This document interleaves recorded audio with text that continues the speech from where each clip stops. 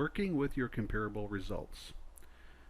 So you'll notice when you come to the comparables page that down at the bottom here, iMapp is going to pull in a list of properties that it thinks meets your bare minimum requirements.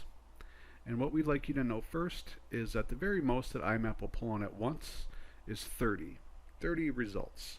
You'll see on my results it's only pulling in 28, but the very most it will pull in is 30. I'm going to scroll back up here to the top of the page. You'll also notice that on the left hand side of the screen here, that below the number, the checkbox, you'll see the realtor logo. And if you hover over the realtor logo, you're going to get some basic supplemental information. So we're seeing on this one, if I hover, it'll say a listing number, days on market, 62, sales price to list price, 95%. And you'll see this one here doesn't have a realtor logo. And when you don't see a realtor logo, our best understanding is that it did not happen in your MLS and that this is a tax-based sale. Now you can change these if you go over here to where it says using best available sales, and if you click into here and we say we just want to see MLS source sales, we don't want to see tax-based sales, we just want to see MLS source sales, click on that. It's going to reorder everything, and now when we look over here, the only thing that we're seeing is everything has an R next to it.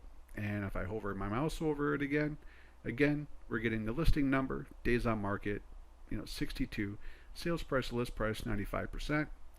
We can also change this view again, and if we go over here and we say we just want to see everything that's actively listed right now, click on this, it's going to change it again. And now when we hover on these R logos, we're seeing that listing number, but then it just has a days on market 30, and on this one below that, days on market 167, and so on.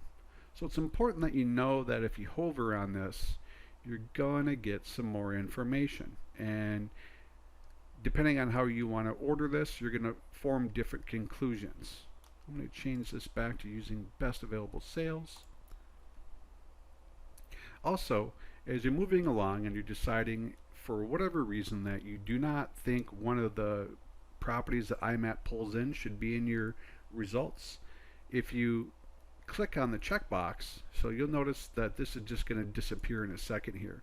If I click on this checkbox, it's going to disappear, and then it's going to go down to the bottom of the page. If you check, you'll see that it's down here and it's no longer added to the calculation. Okay, we would also like you to get in the habit, if you do deselect one of these, so I'm going to deselect another one, that just get in the habit of looking down here just to make sure it's down here grayed out. Also, you can change the view up here where it might help with some conclusions that you're trying to form.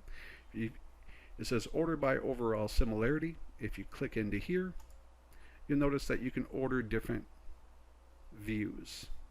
So if you wanted to see by sale date new to old, it changes everything.